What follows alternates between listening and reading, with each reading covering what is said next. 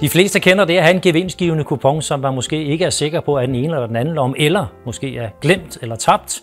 Det er slut nu. Per 1. oktober er der lovkrav over, at man skal have et spil-ID. Det kan man få som et fysisk kort som dette, men har du en konto hos Bet25, så har du faktisk også allerede et spil-ID.